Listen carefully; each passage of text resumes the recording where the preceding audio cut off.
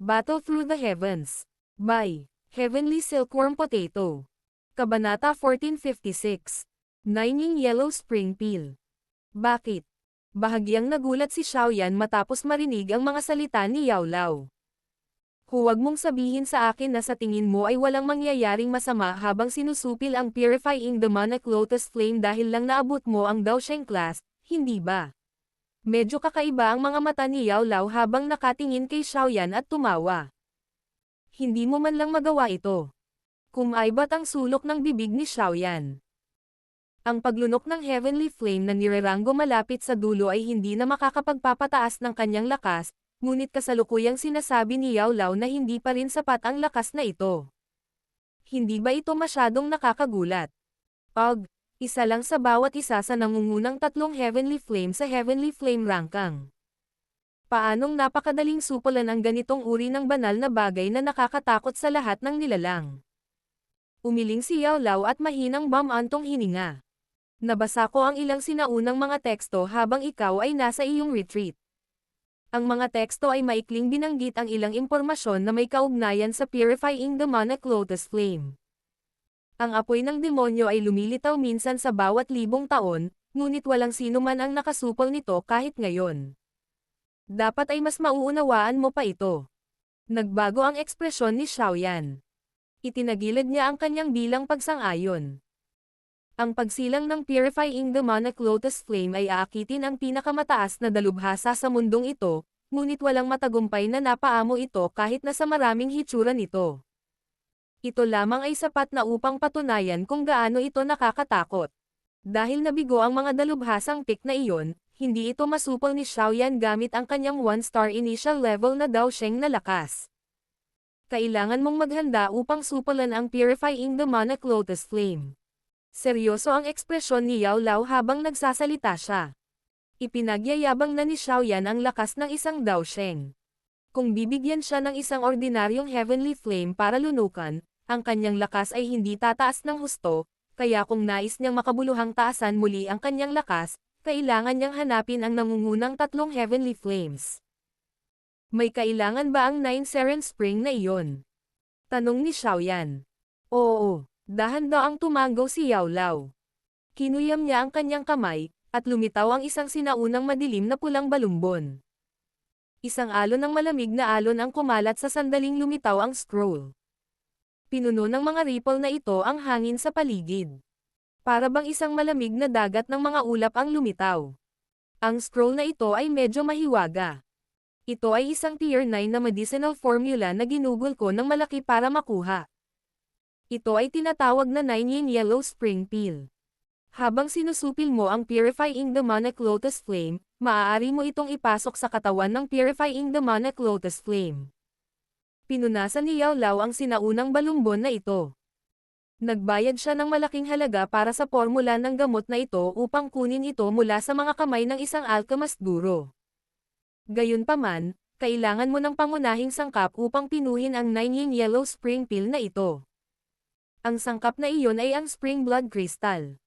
Ang Spring Blood Crystal na ito ay nabubuo lamang sa ilalim ng tagsibol. Kaya, kailangan mong maglakbay patungo sa 9 Seren Spring sa loob ng 9 na buwang ito.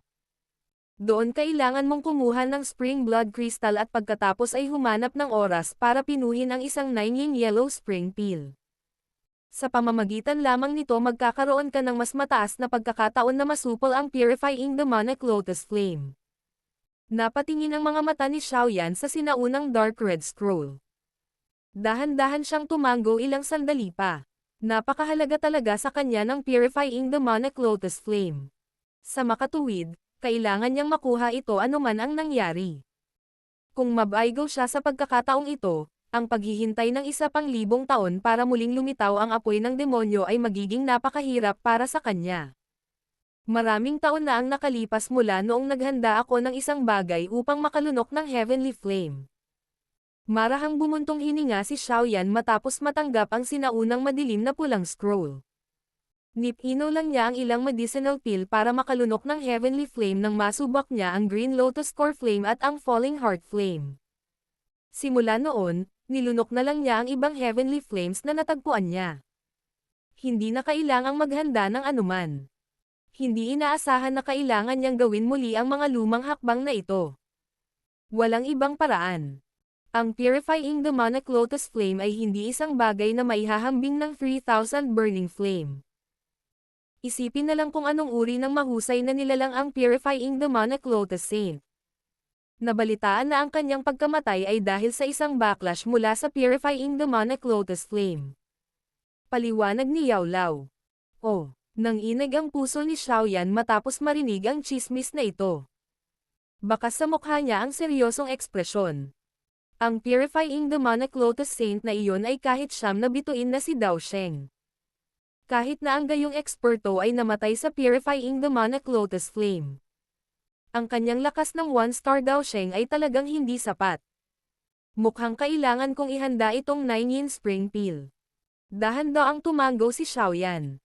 Agad niyang sinabi. Ang 9 Seren Spring ba ay pinamamahalaan ng 9 Seren Deep Ground Python? Oo. Ang 9 Seren Spring ay matatagpuan sa malalim na ilalim ng lupa. Ang lugar na iyon ay ang teritoryo ng 9 Seren Deep Ground Python. Itinuturing nila ang lugar na iyon bilang isang banal na lupa. Anumang 9 Seren Deep Ground Python na malapit ng sumulong sa rango ay magbabad sa loob nito. Ang pagbabad ay magpapakinis sa kanilang tagumpay. Gayunpaman, ang tubig sa bukal sa 9 Seren Deep Ground na sawa ay may kadiliman at para sa aking malamig na sawa na nagsasanay sa isang malamig na sawa. Mga hayop na may ganitong pagkakaugnay, gayunpaman, kahit ako ay hindi nang ahas na makipagsapalaran dito dahil ang 9 Seren Spring ay masyadong madilim at malamig. Nagsalita si Yao Lao sa isang solemn na boses. Buti na lang, mayroon kang 4 na uri ng Heavenly Flames. Sa pamamagitan ng Heavenly Flames na nagpoprotekta sa iyong katawan, dapat ay maabot mo ang pinakamalalim na bahagi ng 9 Seren Spring para makuha ang Spring Blood Crystals. Ang lugar na iyon ay maaari ding ituring na isang sagradong lupa para kay Kailin. Ang 7-colored Heaven Swallowing Python ay isang divine snake species habang ang 9-colored Heaven Swallowing Python ay isang pag-iral na maihahambing sa Ancient Heaven Python King. Kung matagumpay na mag-evolve si Kailin sa loob ng 9 Seren Spring, walang alinlangan na tataas ang kanyang lakas. Nakangiting sabi ni Yao Lao. Kung siya ay mag-evolve sa isang 9-colored Heaven Swallowing Python, ang anyo ng ahas na maaari niyang ibahin ay magagawang lumunin ang buong bulubundukin. Magagawa pa nitong lumunin ang langit mismo. Tumango si Xiaoyan. Ang 7-colored Heaven Swallowing Python ay bihira. Ngunit ang 9-colored Heaven Swallowing Python ay mas bihira. Kahit noong sinaunang panahon, ito ay matipid na lumitaw. Hindi niya pagdudahan ang lakas ni Kailin matapos itong matagumpay na umunlad. Dahil ang 9 Seren Spring ay pinamamahalaan ng 9 Seren Deep Ground Python, natural na pipigilan nila tayo sa pagpasok. Inihayag ni Xiaoyan ang kanyang iniisip. Ang 9 Seren Deep Ground Python ay isa rin sa 3 dakilang tribo sa loob ng Magical Beast World. Ang kanilang lakas ay hindi maaaring maliitin. Tiyak na magkakaroon ng tunay na mga dalubhasa sa rurok. Malamang na ang paglalakbay na ito ay hindi nakaka-relax. Sa lakas mo ngayon, kakaunti lang sa 9 Seren Deep Ground Python tribe ang makakatalo sa iyo. Ang mga matandang demonyong nagtatago sa sarili ay hindi madalas nalilito. Siyempre, kung talagang mangyari iyon, maaari mong mapunit ang special token. Madalas kong makakasama ang ninuno na si Hao Yun sa panahong ito. Magmamadali kami kung kami ay ipatawag. Sa kasalukuyang lakas ng ating Sky Mansion Alliance, wala tayong dapat ikatakot sa kanila. Napangiti si Xiaoyan matapos marinig ang mga salita ni Yao Lao. Maaaring hindi maihahambing ang Falling Star Pavilion sa 9 Seren Deep Ground Python Tribe, ngunit nabuo ang alyansa. Sa lakas ng alyansa, hindi na nila kailangan pang matakot sa 9 Seren Deep Ground Python Tribe. Kung ganoon, dapat kaming umalis bukas dahil napipilitan tayo sa oras. Naunawaan din ni Xiaoyan na medyo masikip sila sa oras. Papalapit na sila sa oras kung kailan lilito ang Purifying Demonic Lotus Flame. Kailangan niyang pinuhin ang 9-yin spring peel bago mangyari ang kaganapang iyon. Kung hindi, kung sa huli ay mabibigo siyang masupol ang Purifying Demonic Lotus Flame, hindi man lang niya pagsisisihan ang pagkabigo. Oo, makatitiyak ka na titiyakin ko na ang mga usapin ng alyansa ay aayusin. Ngumiti si Yao Lao at tumango. Sa sandaling lumiwanag ang langit kinaumagahan, pinangunahan ni Xiaoyan si Kailin, ang Little Fairy Doctor, at si Qinglin palabas ng Falling Star Pavilion. Nagmamadali silang pumunta sa rehiyon ng hayop. Hindi ito ang unang pagkakataon na pumunta si Xiaoyan sa Beast Region, kaya medyo pamilyar siya sa ruta. Ang kanyang lakas ay tumaas. Siyempre, ang kanyang bilis ay maraming beses na mas mabilis. Ang paglalakbay, na aabutin ng ilang araw sa nakaraan, ay ginawa sa kalahating araw. Ang grupo ni Xiaoyan ay hindi nagtagal sa isang lugar pagkatapos na makapasok sa Beast Region. Nagtungo sila sa rehiyon kung saan naroon ang Nine Serendip Ground Python Tribe. Ang tunay na pamayanan ng Nine Serendip Ground Python Tribe ay malalim sa ilalim ng lupa kahit na marami silang sangay sa ibabaw. Ang mga numerong ipinagmamalaki ng tribong ito ay maaaring may ranggo sa tuktok ng 3 malalaking angkan, ngunit ang malaking bilang nito ay nagresulta sa pagiging marumi ang bloodline nito. Batay sa pagtatansya ng mga elder ng Nine Serendip Ground Python, ang sinaunang bloodline ng lahat ng miyembro ng tribo ng Nine Serendip Ground Python ay mauubos sa loob ng 100 taon kung magpapatuloy ito. Sa oras na iyon, ang Nine Serendip Ground Python ay mapupunta sa isang sitwasyon kung saan sila ay katulad ng isang ordinaryong magical beast. Maraming argumento ang nangyari sa loob ng Nine Serendip Ground Python Tribe dahil sa bagay na ito. Gayunpaman, nang walang suplemento ng isang sinaunang bloodline, ito ay 1 oras lamang para sa araw na iyon na dumating sa rate na kanilang pinarami. Ang Nine Seren Ground Abyss ay isang pangunahing lagusan na patungo sa underground world. Inokupahan din ito ng Nine Serendip Ground Python Tribe. Sa makatuwid, ang mga depensa ay medyo mahigpit, ngunit ang mga mahigpit na depensa na ito ay isang bagay na pumipigil lamang sa mga ordinaryong eksperto. Sa kasalukuyang lakas ni Xiaoyan, hindi man lang matukoy ng gayong mga depensa ang kanyang figure. Lumitaw ang grupo ni Xiaoyan sa tuktok ng isang bundok na may di kalayuan sa malalim na kalaliman. Sinulyapan ni Xiaoyan ang masikip na depensa, para lamang umiling. Aktibidad na sana niya ang spatial strength para dalhin ang lahat sa malalim na kalaliman nang ang rumaragasang tunog ng hangin ay biglang nagbuga sa di kalayuan. Ang isang pares ng mga figure ay kumislap at nagmamadaling umalis mula sa abot tanaw. Lumitaw sila sa itaas ng malalim na kalaliman sa loob ng ilang kidlat. Ang mga taong ito, parang miyembro sila ng Ancient Void Dragon Tribe. Tiningnan ni Xiaoyan ang ilang mga figure habang ang pagtataka ay sumilay sa kanyang mukha. May tendril ng Dragon Phoenix bloodline sa loob ng kanyang katawan. Naturally, mayroon siyang espesyal na kakayahan na maramdaman ang dugo ng isang Ancient Void Dragon, ngunit nagulat siya nang makitang makikilala niya ang mga miyembro ng Ancient Void Dragon Tribe sa lugar na ito. Si Ziyan kaya ang nagpadala sa kanila. Gayunpaman, dapat niyang lutisin ang mga usapin ng iba pang 3 dakilang hari ng dragon. Bakit siya magpapadala ng mga tao sa Nine Serendip Ground Python Tribe dahil wala silang kaugnayan sa kanila? Kumunat ang noo ni Xiaoyan. Isang pag-iisip ang mabilis na dumaan sa kanyang puso habang ang pagbabago-bago ay kumalat mula sa kanyang katawan. Ang pagbabago-bagong ito ay mabilis na kumalat. Dinagtagal pagkatapos kumalat ang pagbabago-bagong ito, isang humihintong boses ang ipinadala sa kanyang tainga sa pamamagitan ng hangin. Dragon King. Ipinadala. Battle Through the Heavens. Kabanata 1457. Ang sitwasyon ng Dragon Tribe. Dragon King. Nagbago ang ekspresyon ni Xiaoyan matapos marinig ang katagang ito. Natural na naiintindihan niya na ang Ancient Void Dragon Tribe ay nahahati sa 4 na paksayon. Maliban sa Eastern Dragon Island na inookupahan ni Ziyan, ang iba pang 3 malalaking Dragon Island ay kontrolado lahat ng 3 malalaking Dragon King. Ang titulong ito, Dragon King, ay ginamit lamang para tawagan ang 3 pinuno ng isla dahil taglay nila ang dakilang kapangyarihan.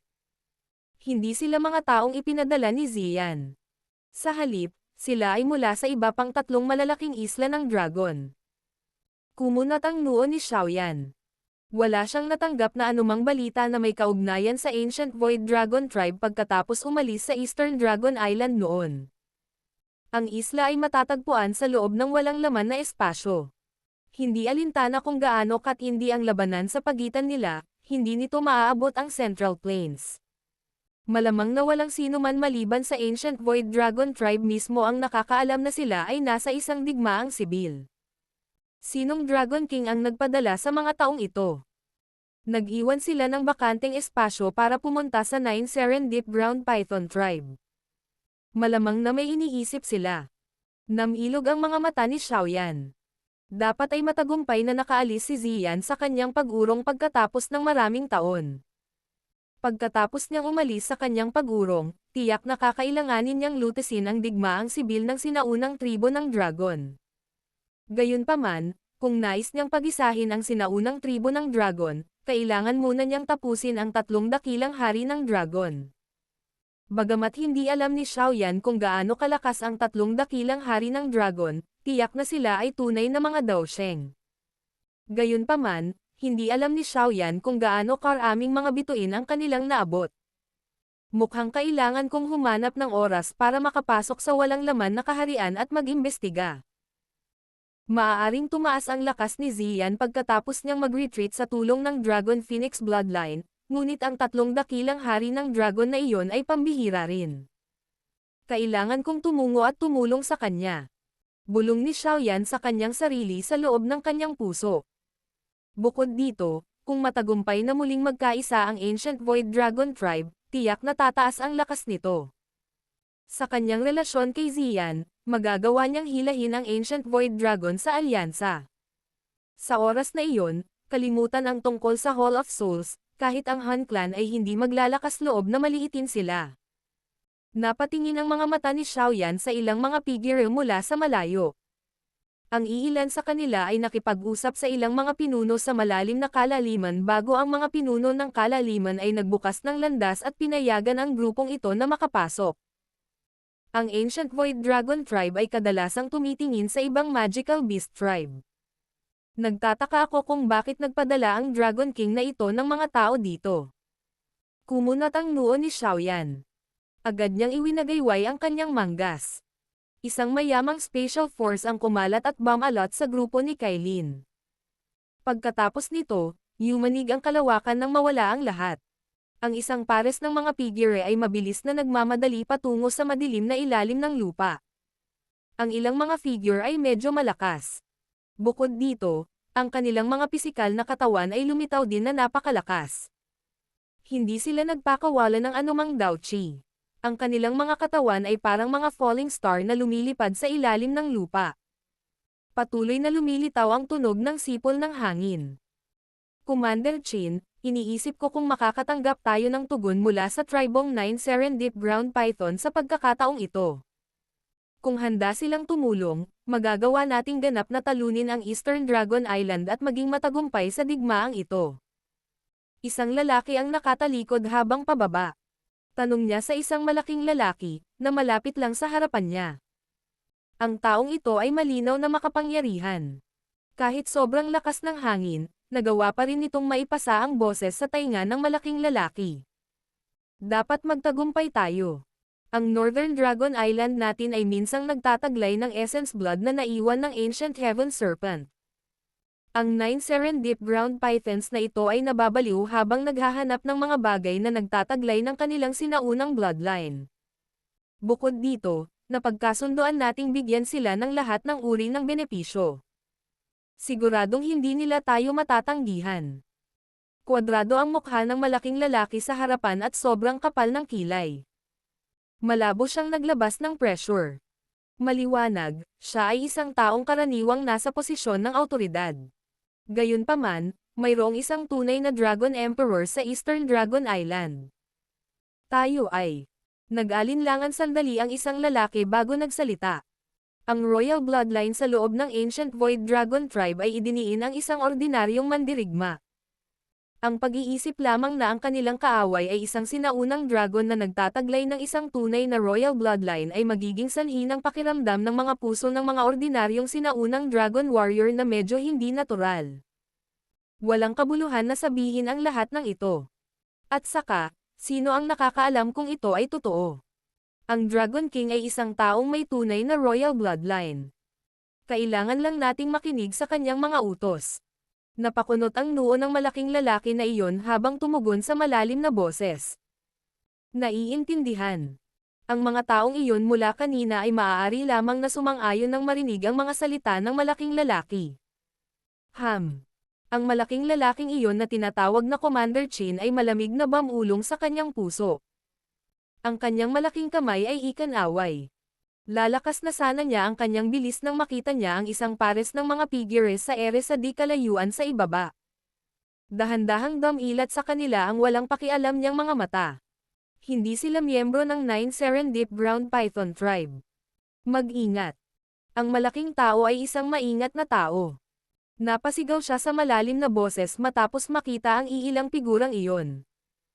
Nagsimulang manigas ang kanyang mga kalamnan kasabay ng paghahandang pumasok sa isang kondisyong handa sa labanan.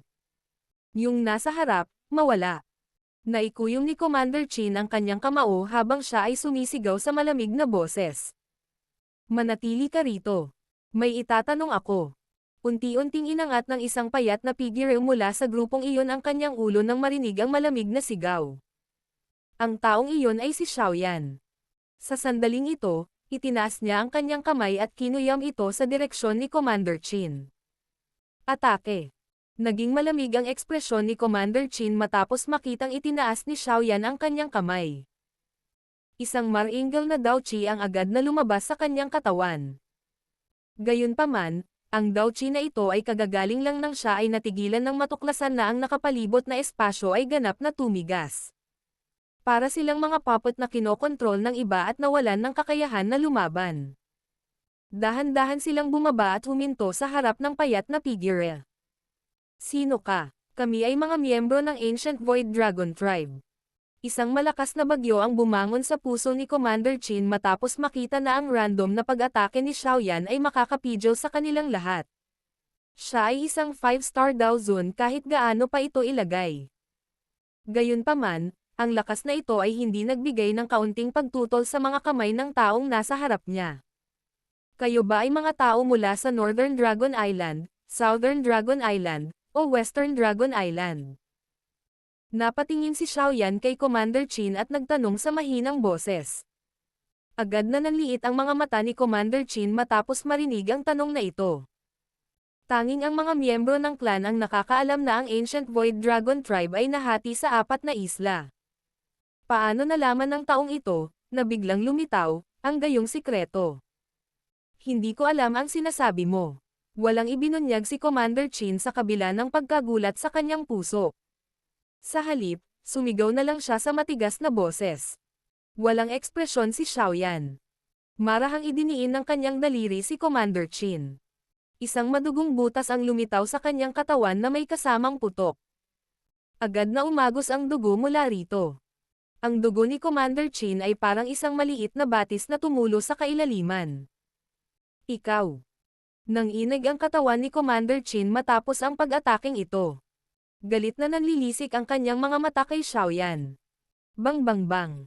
Hindi nagiba ang ekspresyon ni Xiaoyan dahil sa matigas na ugali ni Commander Chin. Patuloy na dinidiin ni Xiaoyan ang kanyang daliri. Sunod-sunod na madugong butas ang nagpasabog sa katawan ni Commander Chin. Sa isang iglap, natakpan ng sariwang dugo ang katawan ni Commander Chin. Ang hitsura na iyon ay naging sanhi ng manhid ng anit ng 2 tao. Ang katawan ng isang sinaunang Void Dragon ay napakalakas, ngunit ang malakas na pisikal na katawan na ito ay tila ang pinakamahinang beancurd sa mga kamay ng binatilyong ito. Ang bawat daliri ay maaaring lumikha ng isang butas sa loob nito. Ayon sa bilis ng pag-agos ng dugo palabas ng iyong katawan, ganap mong mawawala ang lahat ng dugo sa loob ng iyong katawan sa loob ng 5 minuto. Dapat mong malaman ang huling kapalaran ng isang Ancient Void Dragon na ganap na naubos ang dugo nito, tama ba? Walang pakialam na ipinaliwanag ni Xiaoyan ang sitwasyon. Malamig na nanginig si Commander Chin matapos marinig ang paliwanag na ito. Ang lakas ng Ancient Void Dragon ay katulad ng iba pang sinaunang magical beasts. Ang lahat ng kanilang lakas ay nagmula sa kanilang bloodline. Kung ang kanilang dugo ay naubos, sila ay magiging mahina. Kahit na mabawi ng isang tao ang kanyang lakas sa hinaharap, ang kanyang lakas ay unti-unting humihina. Ito ay isang bagay na hindi kayang tiisin ng mga sinaunang Dragon Warriors, na nagnanais ng lakas. Kami ay mula sa Northern Dragon Island. Sino ka ba talaga?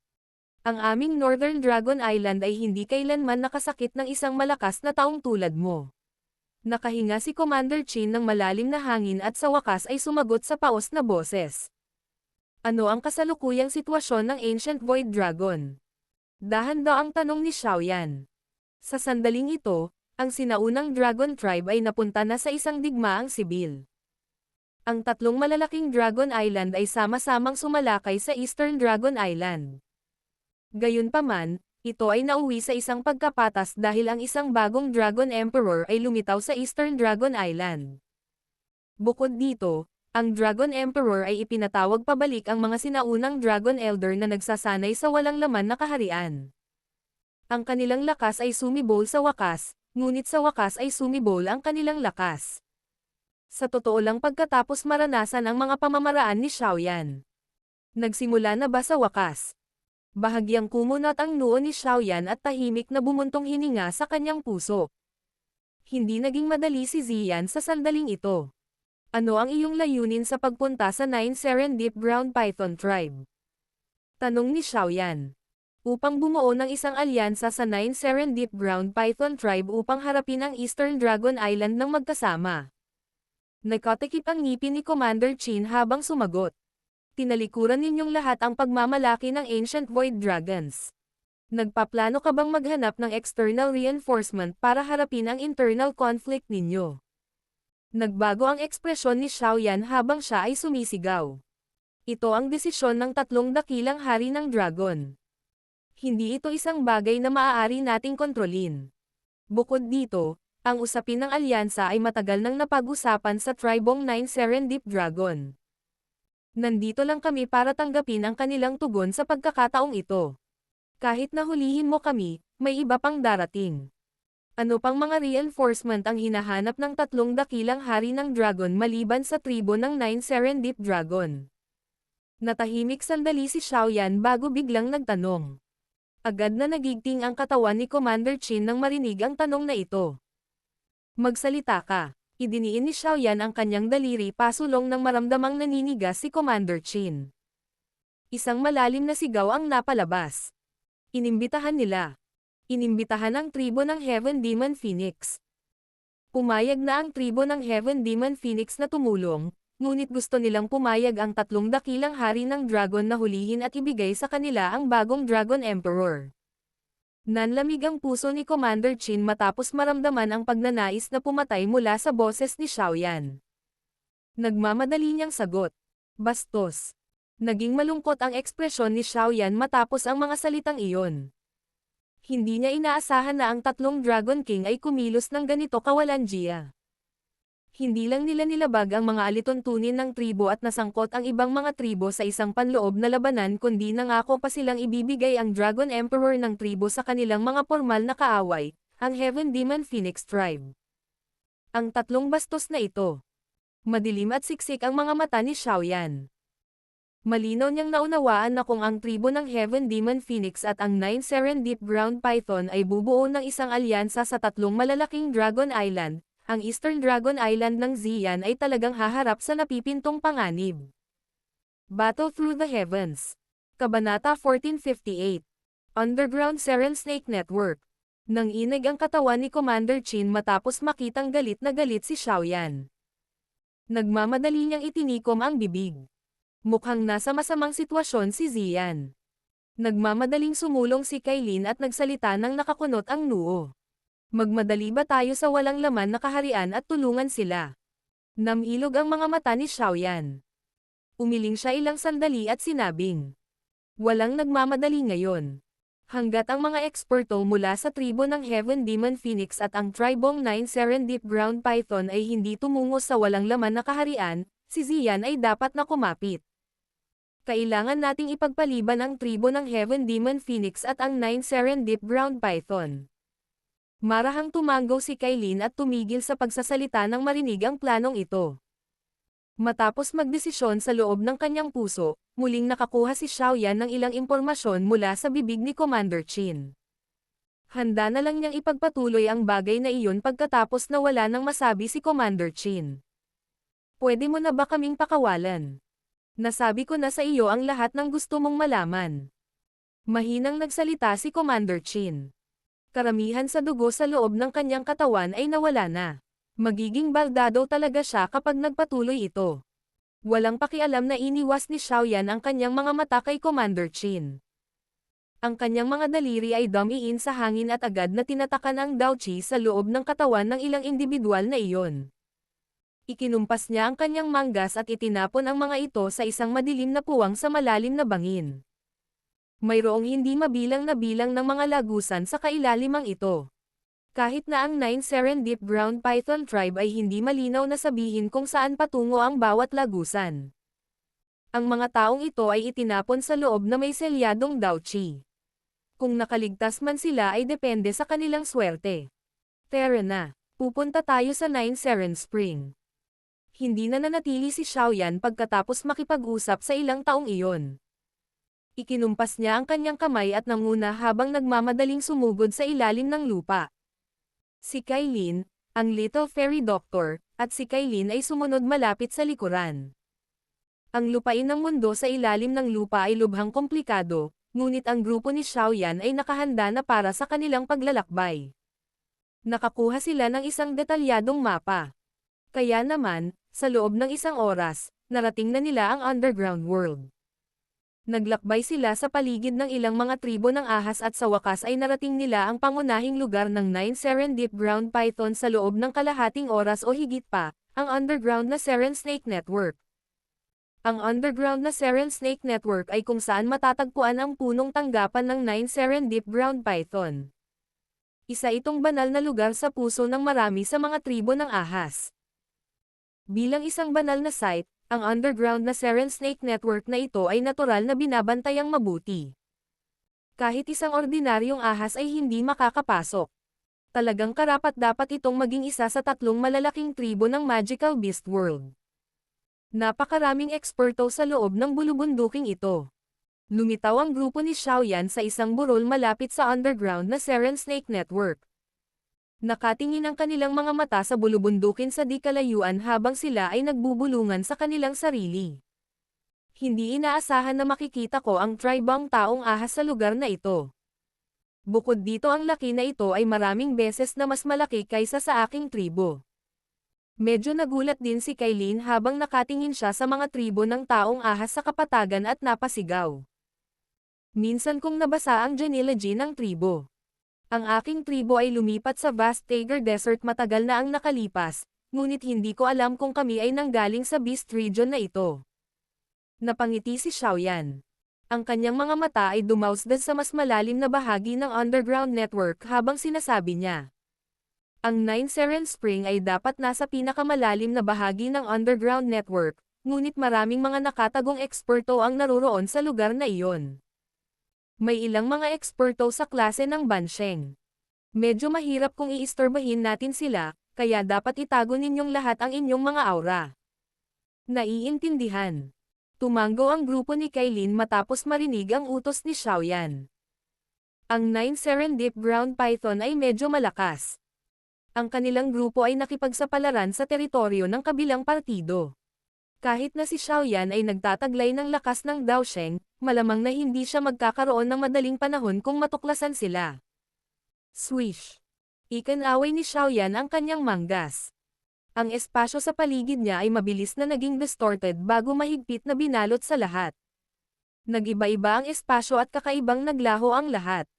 Ang kasalukuyang Xiaoyan ay sumulong na sa pinakamataas na antas ng pag-iral sa mundong ito. Maaari na siyang gumamit ng spatial strength na may mahusay na kasanayan ngayon. Kaya niyang maglakad sa loob ng walang laman na kaharian. Bagamat may dalang 3 tao si Xiaoyan, hindi siya masyadong napagod. Kaya naman, lumipad siya sa kalawakan at nagmamadaling pumunta sa underground na Seren Snake Network. Hindi sila nakaakit ng anumang espesyal na atensyon sa daan. Habang papalapit si Xiaoyan sa pinakamalalim na bahagi ng underground na Seren Snake Network, naramdaman niyang lumalakas ang aura ng mga eksperto sa loob. Mayroong kahit ilang mga espiritual na pagdama na nagtataglay ng ilang pagdududa ng tanggayan nila ang espasyo kung saan siya nagtago. Malamang na may naramdaman sila. Sa kabutihang palad, ang mga simpleng sweep na ito ay hindi naglantad sa grupo ni Xiaoyan. Sa tulong ng mga special na kakayahan ni Xiaoyan, ang kanilang grupo ay makitid na nakaiwas sa pagtuklas ng maraming eksperto sa daan. Tahimik silang pumasok sa pinakamalalim na bahagi ng underground na Seren Snake Network. Nagkaroon ng napakalaking itim na kailaliman sa pinakamalalim na bahagi ng underground na Seren Snake Network. Ang kalaliman na ito ay 1,000 talampakan ang lapad at tila napakalalim. Isang nakakagulat na madilim at malamig na aura ang patuloy na umaalingaw mula sa kailaliman sa ibaba na parang unos. Ang isang ordinaryong eksperto ay mararamdaman ang dugo ng isang tao at si Dao Qi ay nagyayelo kung ang isa ay nakatayo sa lugar na ito. Itinago ng ilalim ng malalim na kailaliman na ito ang banal na pool ng 9 Seren Deep Ground Python, ang 9 Seren Spring. Ito rin ang destinasyon ng grupo ni Xiaoyan. Mayroong ilang mga depensa sa loob ng malalim na kalaliman dahil naiintindihan ng lahat na ang madilim at malamig na unos na patuloy na humihip mula sa malalim na kalaliman ay mga likas na bantay. Kahit na ang mga eksperto sa klase ng Daozang ay hindi mangangahas na madaling makipagsapalaran dito. Ang hangin sa itaas ng lugar na ito ay biglang pumikit habang umiihip ang isang madilim at malamig na hangin. Lumitaw ang isang pares ng mga figure. Natural silang grupo ni Xiaoyan.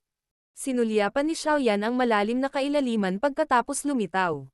Ngumiti siya ngunit hindi nagtagal.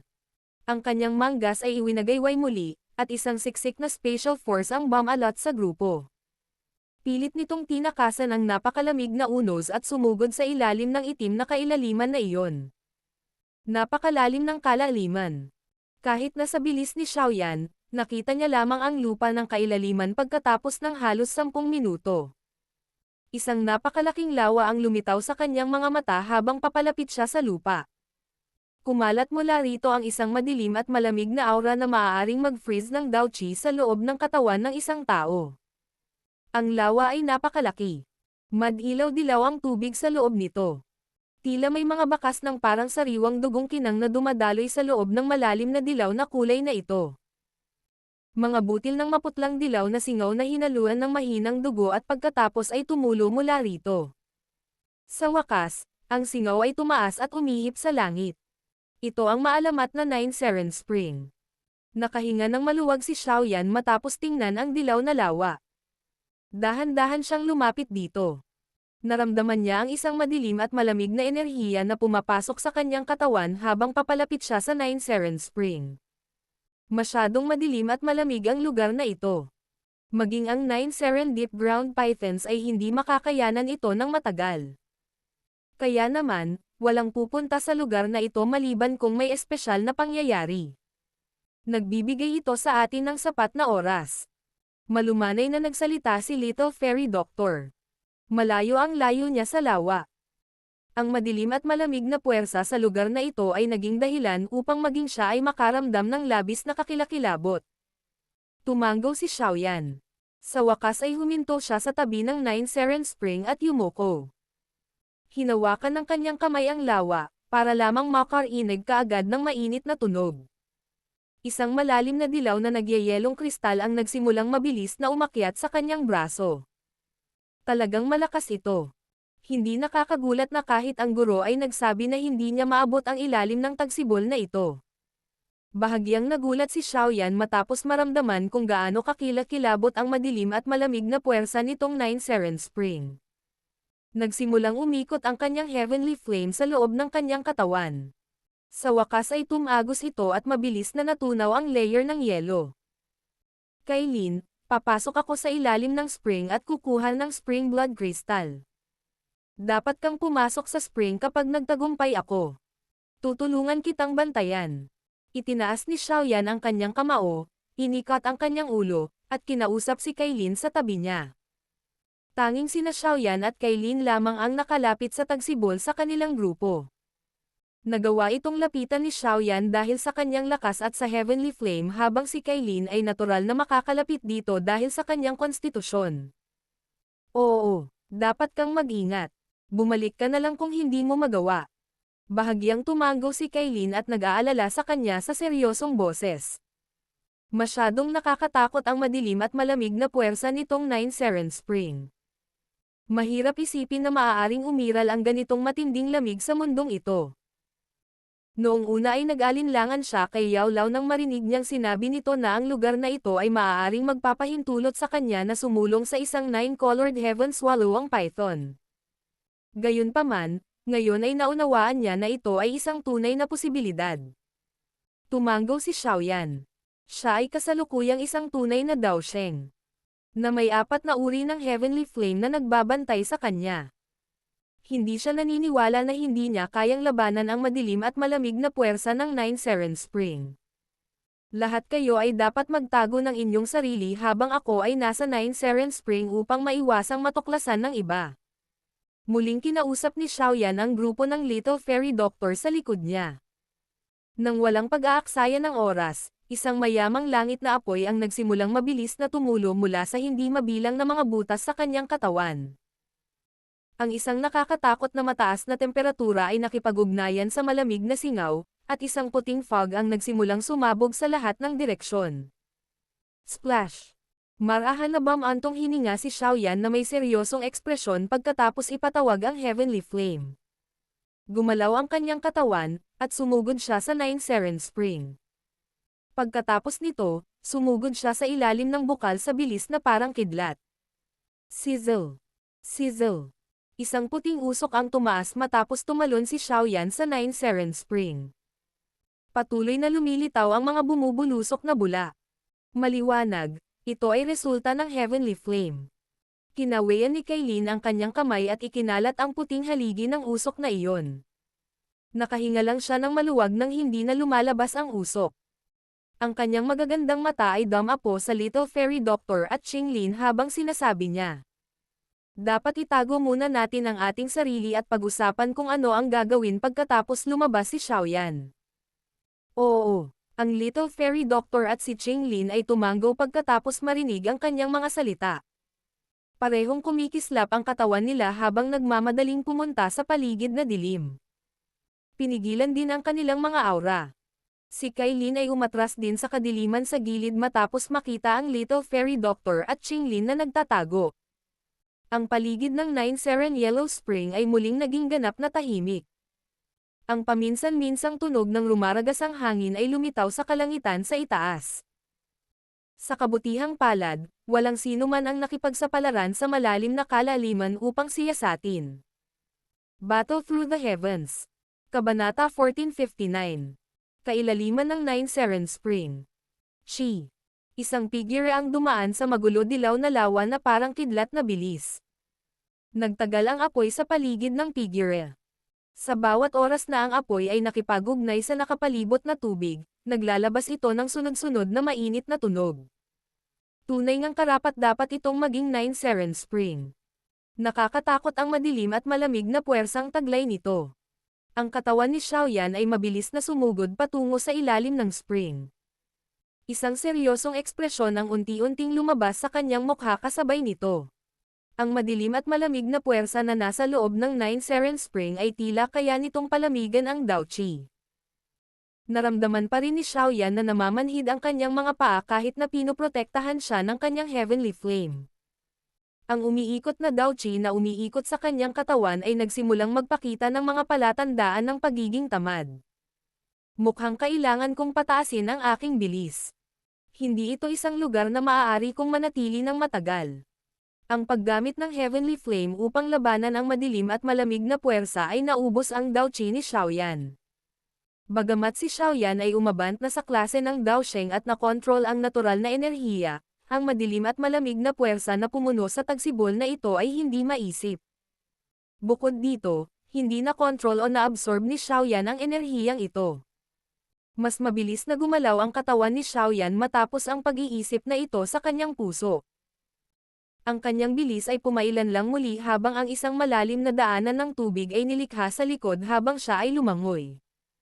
Ang tubig ay nagsimula lamang sa pag-akyat at muling pagpuno pagkatapos na siya ay dumaan, na sumasakop sa trail na kanyang ginawa sa proseso.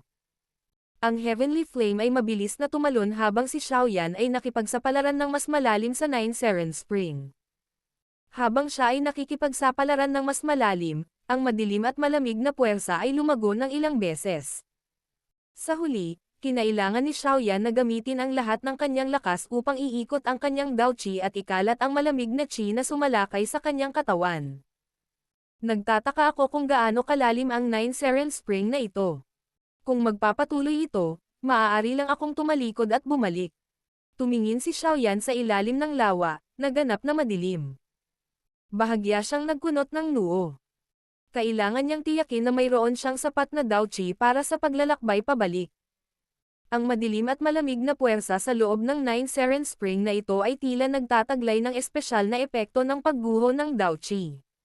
Kung hindi siya ihiwalay ng Heavenly Flame, magiging mahirap para kay Xiaoyan na makarating sa lugar na ito.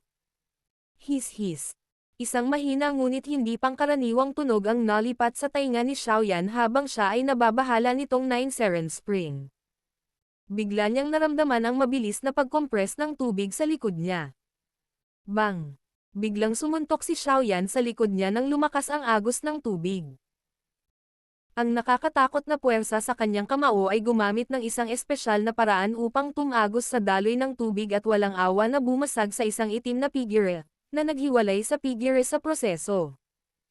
Hindi inaasahan na may mga buhay na nilalang sa Nine Seren Spring na ito. Sumili ang pagkagulat sa mga mata ni Xiaoyan habang sinulyapan niya ang buhay na nilalang. Ito ay sumabog sa isang kumpol ng dugo. Ang madilim at malamig na puwersa sa lawa na ito ay ganoon na kahit ang isang Nine Seren Deep Ground Python ay hindi makatiis ng matagal, lalo na't manirahan dito sa loob ng mahabang panahon. His. Bago muling sumisid si Xiaoyan pagkatapos na masira ang itim na figurang iyon, bigla niyang naramdaman na mas maraming tubig ang nagsimulang mag-iba-iba. Mabilis na napuno ng itim na fog ang gilid ng kanyang paningin. Ang ekspresyon ni Xiaoyan ay lubhang nagbago nang makita ang itim na fog na ito. Ito ay hindi isang tunay na itim na fog.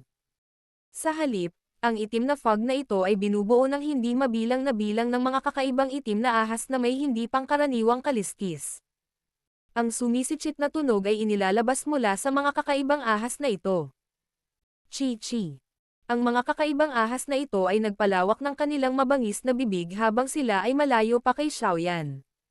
Maraming malalim na itim na pana ng tubig ang bumaril sa kanilang mga bibig. Nahati ang tubig sa lawa nang dumampi ang mga pana ng tubig na ito, na naging sanhi ng pagtaas ng bilis ng mga pana ng tubig.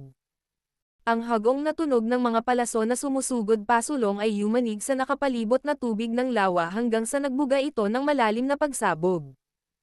Anong madilim at malamig na enerhiya? Sinulyapan ni Xiaoyan ang maitim na tubig na mga arrow at sumimangot. Ang mga water arrow na ito ay katulad ng madilim at malamig na puwersa ng Nine Seren Spring, ngunit mayroon silang mas malaking mapanirang puwersa. Ang isang kakaibang lugar ay bubuo ng ilang kakaibang bagay. Biglang naalala ni Xiaoyan ang mundo ng magma sa ilalim ng Jianan Academy habang ang kaisipang ito ay nag-flash sa kanyang puso. Ang mundong iyon sa ilalim ng lupa ay pinamumunuan ng misteryosong nilalang na hindi alam ng sino man sa labas ng mundo. Bukod dito, mayroong isang lubhang nakakatakot na bilang ng mga nilalang na iyon.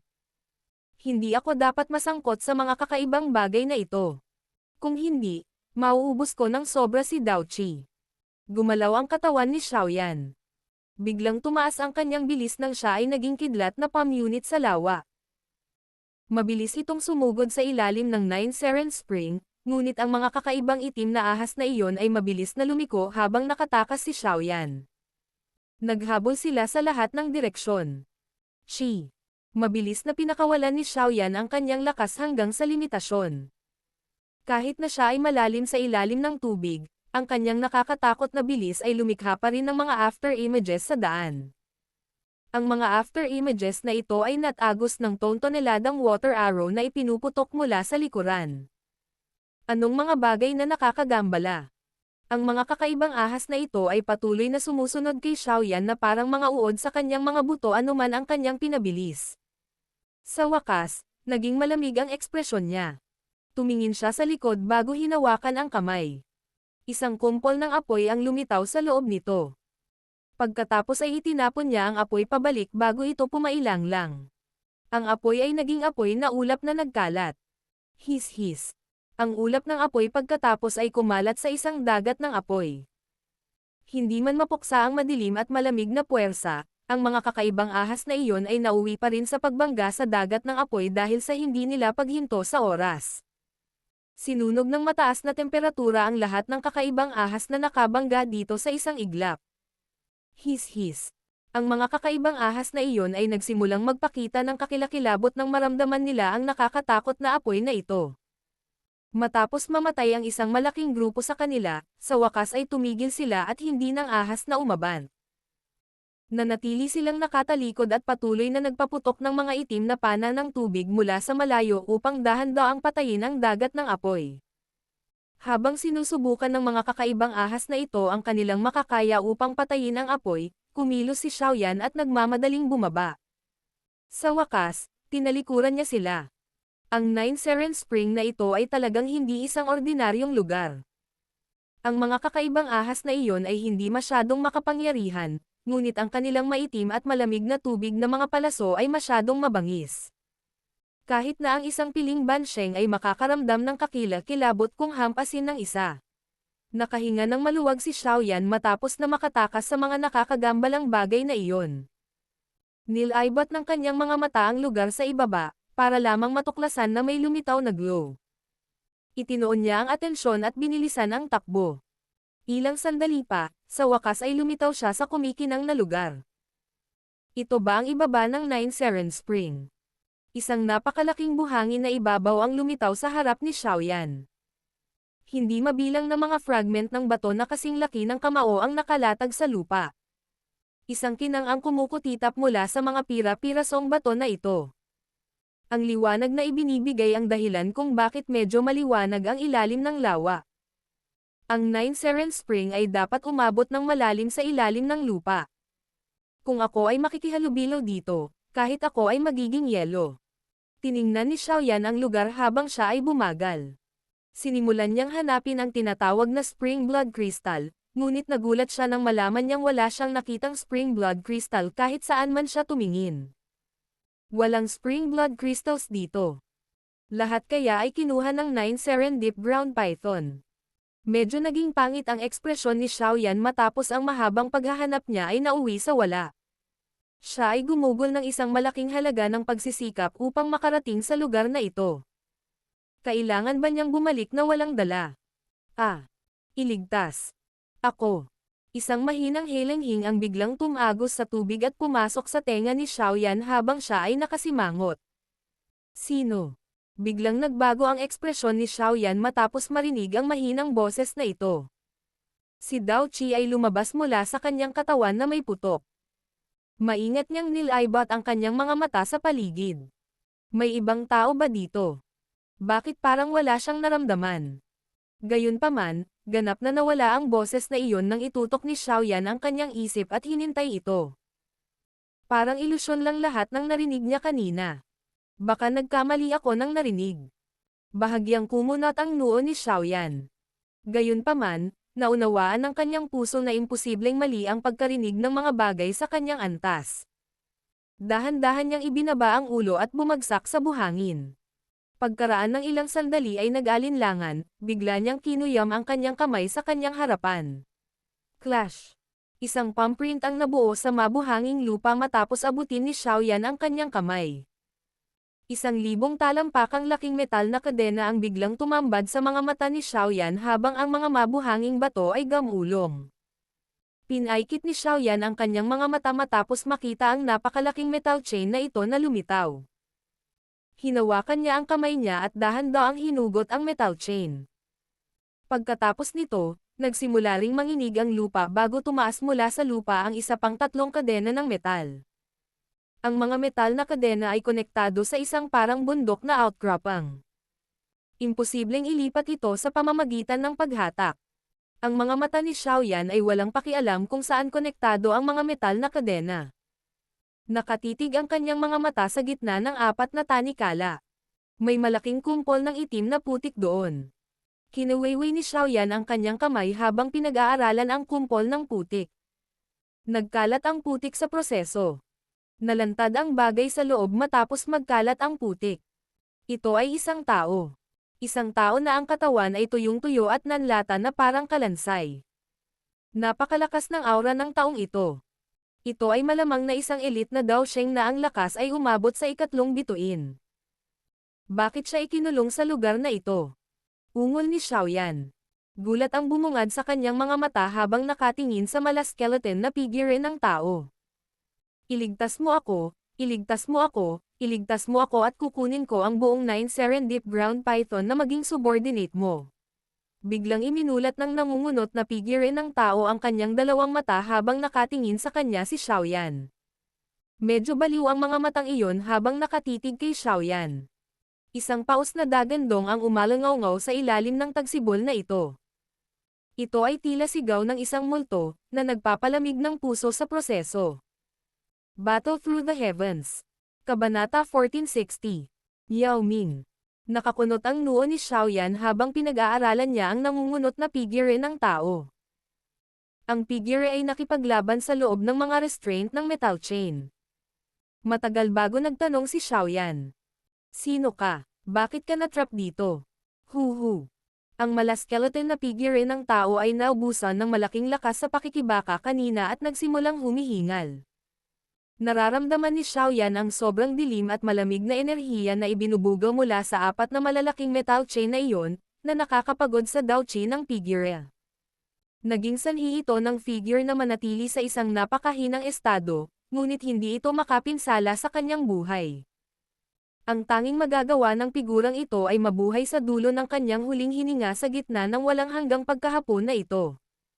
Ang sinumang nakakulong sa taong ito ay talagang walang awa. Ito ay mas mabangis pa kaysa sa direktang pagpatay sa kanya. Ang sorpresa ay sumilay sa puso ni Xiaoyan. Hindi inaasahan na napadpad siya sa isang misteryosong bagay sa ilalim ng 9 Seren Spring. Ako ang pinuno ng tribo ng 9 Serendip Ground Python Tribe, Yao Ming. Napabuntong hininga ang mala-skeleton na figurang iyon bago tuluyang sumagot sa tanong ni Xiaoyan. Paos na paos ang boses niya. Para itong isang bato na nangungulit ng salamin, isang napakasakit na ingay. Iligtas mo ako. Hanggat iligtas mo ako, papayag ako sa anumang kondisyong imumungkahi mo. Ang taong tumatawag sa kanyang sarili na Yao Ming ay tumitig kay Xiaoyan nang may pagsusumamo ng mga mata habang siya ay nagmamakaawa ng malakas. Ang pinuno ng tribo ng 9 Serendip Ground Python Tribe. Sumimangot si Xiaoyan ngunit nanatiling hindi naapektuhan ng pakiusap. Sumagot siya sa mahinang boses. Sa pagkakaalam ko, ang pinuno ng tribo ng 9 Serendip Ground Python Tribe ay dapat na tinatawag na Yao Xiaotain, tama ba? Yung tandang iyon, ang bastos na iyon. Siya ang gumamit ng masamang pakana para agawin ang posisyon ko at tinatakan ako sa ilalim nitong 9 Seren Spring. Ang bastos na iyon. Pinahirapan niya akong kumulo sa madilim at malamig na puwersang ito sa loob ng maraming siglo. Kung mapalad akong makitang muli ang langit, ako, si Yao Ming, ay sisiguraduhin na mas masahol pa sa kamatayan ang pagdurusa niya. Ang mga mata ni Yao Ming ay agad na naging pula ng dugo pagkatapos pumasok sa kanyang tainga ang pangalang Yao Xiaotian. Isang walang katapusang puot ang bumalot sa kanyang mga mata. Ang kanyang nakatutuwang dagandong ay patuloy na umalangaw-ngaw sa paligid ng ilalim ng bukal. Tahimik na hindi nakaimik si Xiaoyan nang marinig ang sigaw na ito. Ang taong ito ay nabuklod sa lugar na ito sa loob ng maraming siglo. Talagang nakakaawa ang kapalarang ito. Ang maitim at malamig na puwersa ng 9 Seren Spring ay parang matalas na talam habang ito ay sumalakay sa katawan ng isang tao. Ang matinding sakit na iyon ay isang bagay na hindi kayang tiisin ng isang ordinaryong tao, ngunit ang taong ito sa kanyang harapan ay dumanas ng kapitan na ito sa loob ng maraming siglo. Maging si Xiaoyan ay hindi sinasadyang umiling matapos malaman ang impormasyong ito. Maaari mo bang sabihin sa akin ang tungkol sa relasyon mo at ng Yao Xiaotian na iyon? Binigay ni Xiaoyan ang kanyang mga kamay at nagtanong. Ako ang nakatatandang kapatid ni Yao Xiaotian sa dugo. Saglit na nag-alinlangan si Yao Ming bago nagsalita sa paos na tono.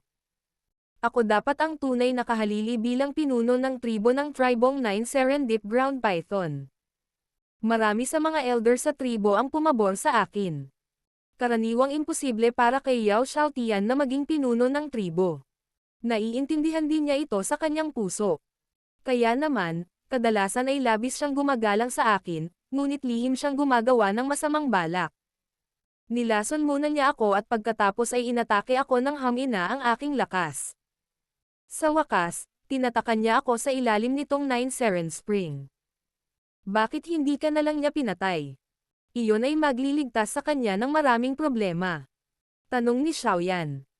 Iyon ay dahil hindi niya hinanggad na maging madali ang aking kamatayan. Hahaha.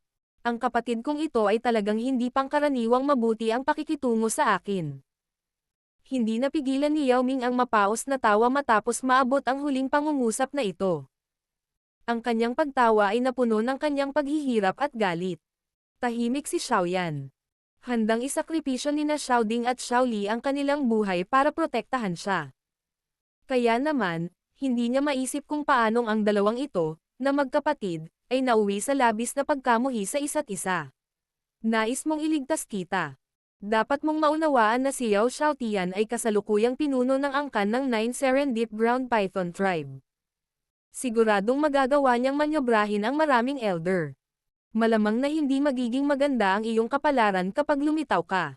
Sabi ni Xiaoyan. Mayroon akong 9 Seren Profound Stick. Ito ay isang alaala ng pinuno ng tribo ng 9 Serendip Ground Python. Tanging ang tunay na pinuno ng tribo ang maaaring humawak nito. Kapag ako ay nakatakas at natapos ang Yao Xiaotian, ako ang magiging bagong pinuno ng tribo.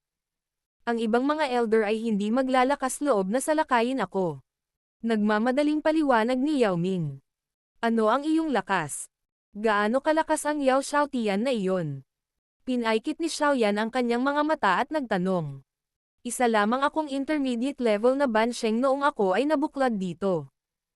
Ang pag-init sa tagsibol sa loob ng maraming siglo ay maaaring nagdulot sa akin ng walang katapusang kapaitan, ngunit ito rin ang nagbigay daan sa aking lakas na pumailang-lang.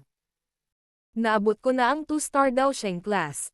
Kung pahihintulutan akong makitang muli ang langit, ang Dao Qi sa loob ng aking katawan ay mabilis na mababawi at maaabot ang pinakamataas na kalagayan nito.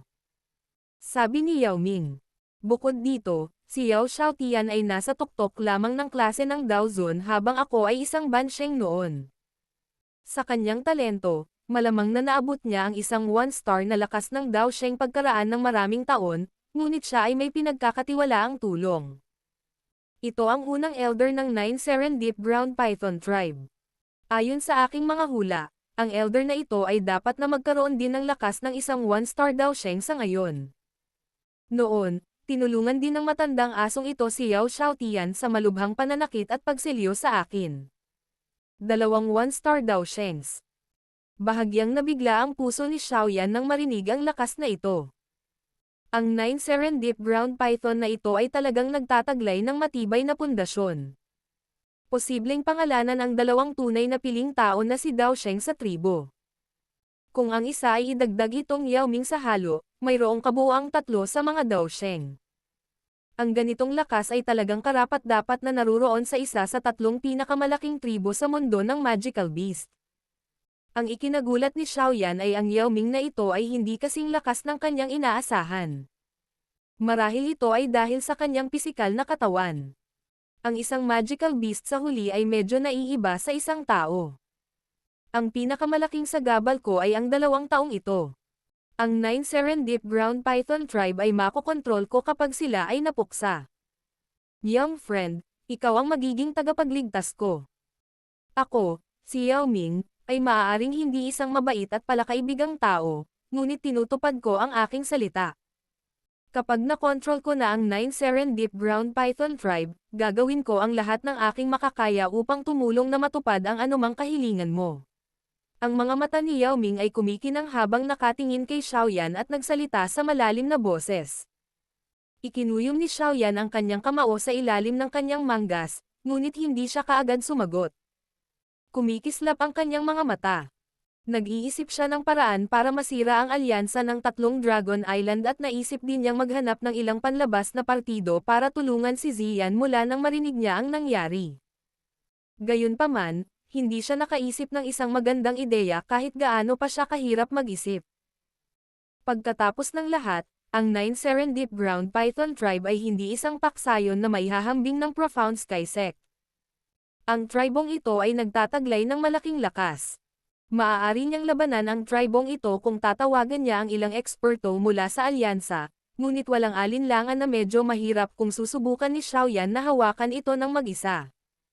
Narinig din ni Xiaoyan ang tungkol kay Yao Xiaotian.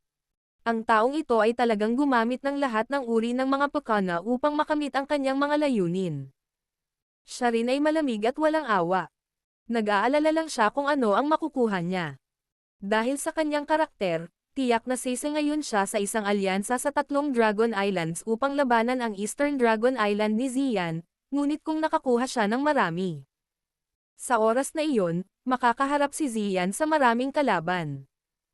Kahit na mayroon siyang napakabihirang Dragon Phoenix Constitution, hindi niya kakayanin ang lahat ng ito. Gayunpaman, kung talagang makontrol ng Yao Ming na ito ang Nine Serendip Ground Python Tribe, walang alinlangan na masisira nito ang mga pakana ng tatlong malalaking Dragon Island. Ang pagkawala ng gayong pampalakas ay walang alinlangan na isang malaking dagok sa kanila. Hindi kita mapagkakatiwalaan. Ang pag-iisip na ito ay biglang pumasok sa isip ni Xiaoyan bago niya tuluyang itinaas ang kanyang ulo. Tumingin siya kay Yao Ming at dahan-daang umiling. Maliit lang ang alam niya tungkol dito kay Yao Ming. Hindi niya maintindihan ang karakter ni Yao Ming. Kung ang taong ito ay naging isang walang utang na loob na kapwa pagkatapos na iligtas at nauwi sa pagkagat sa kanya, talagang makararanas siya ng matinding kawalan ng katarungan. Nang marinig ni Xiaoyan ang mga salitang ito, idinilat ni Yao Ming ang kanyang bibig, ngunit wala siyang masabi. Hindi niya magagawang pagkatiwalaan si Xiaoyan pagkatapos nilang magkita. Gayunpaman, may paraan pa rin para mailigtas kita. Matutulungan kitang mabawi ang posisyon mo bilang pinuno ng tribo pagkatapos mong iligtas. Gayunpaman, may kondisyon. Namilog ang mga mata ni Xiaoyan. Mataman niyang tinitigan si Yao Ming habang binibigkas niya ang kanyang panukala. Pakakawalan mo ang iyong kaluluwa at pahihintulutan akong maglagay dito ng isang espiritual na imprint. Kung magsisinungaling ka sa akin, papasabugan ko ang espiritual na selyo. Sa oras na iyon, tiyak na masasaktan ka ng malubha kahit na ikaw ay isang piling Daosheng. Ang iyong lakas ay mananatiling walang pag-asa. Bahagyang nagbago ang ekspresyon ni Yao Ming matapos marinig ang ideyang ito. Ito ay katumbas ng pagbibigay ng kanyang buhay sa iba. Mapagkakatiwalaan lang kita kung gagawin mo ito. Kapag tumanggi ka, tatalikod na lang ako at aalis ka agad. Sa totoo lang, ayoko talagang masangkot sa gulo na ito. Paliwanag ni Xiaoyan sa malalim na boses. Mariing itinikom ni Yao Ming ang kanyang mga ngipin. Ang kanyang mga mata ay patuloy na kumikislap. Ang kanyang ugali ay hindi niya nais na pigilin ng iba, ngunit ang puot at puot sa kanyang puso ay lumakas nang maisip niya ang pait na dinanas niya sa loob ng daan-daang taon. Mabilis niyang itinikom ang kanyang mga ngipin at nagpakawala ng mahinang dagandong, "Sige, gagawin namin ang sinabi mo." Hindi ko na matiis ang puot sa puso ko. Dapat kong punatin ang bastos na iyon sa libu-libong piraso. Sige. Tuwang-tuwang sumigaw si Xiaoyan matapos marinig na talagang pumayag si Yao Ming sa kanyang panukala. Ho! Nakahinga ng malalim si Yao Ming ng hangin. Isang kurap ang dumaan sa kanyang noo at isang hindi nakikitang espiritual na lakas ang lumabas. Sa wakas, nakabuo ito ng malaking itim na ahas sa harap niya. Napangiti si Xiaoyan matapos mapanood si Yao Ming na nagkusa na ipatawag ang kanyang kaluluwa. Gumalaw ang kanyang isip at isang pahiwatig ng isang mainit na kaluluwa ang mabilis na bumungad bago ito mabilis na sumalakay sa noo ng itim na higanteng ahas na iyon. Marahas na nang inig ang katawan ng ahas sa sandaling pumasok ang espiritual na imprint na iyon. Mabilis na kumalat ang ahas at bumalik sa noo ni Yao Ming. Ramdam ni Xiaoyan ang espiritual na pagbabago ni Yao Ming sa sandaling bumalik ang kanyang kaluluwa sa kanyang noo. Ang kailangan lang ni Xiaoyan ay isang pag-iisip at ang espiritual na imprint, na naglalaman ng lakas ng isang heavenly flame, ay sisabog at dudurog sa kaluluwa ni Yao Ming. Tama, pumunta ako sa Nine Seren Spring na ito para maghanap ng Spring Blood Crystal. Alam mo ba kung nasaan ang bagay na iyon? Ngumiti si Xiaoyan at nagtanong pagkatapos malutas ang problemang ito. Ang Spring Blood Crystal ay napakabihirang maging sa Nine Seren Spring. Sa normal na pagsasalita, ito ay nangangailangan ng 1,000 taon bago mabuo ang isang pirasong kasing laki ng palad. Nilamon ko ang mga bagay na ito sa loob ng 100 taon na ito. Nag-alinlangan sandali si Yao Ming matapos marinig ang tanong na ito. Bigla niyang dinilat ang bibig niya at may lumabas na dugo. Sa wakas, tumigil ang ilaw ng dugo na ito sa harap ni Xiaoyan. Ang liwanag ay kasing laki ng palad na kulay dugong kristal. Ang gitna ng kristal ay tila nagtataglay ng walang katapusang dumadaloy na dugo, na nagbibigay dito ng kakaibang anyo. Ito ba ang Spring Blood Crystal? Mahinang ungol ni Xiaoyan habang pinag-aaralan niya ang dugong kristal sa kakaiba nito.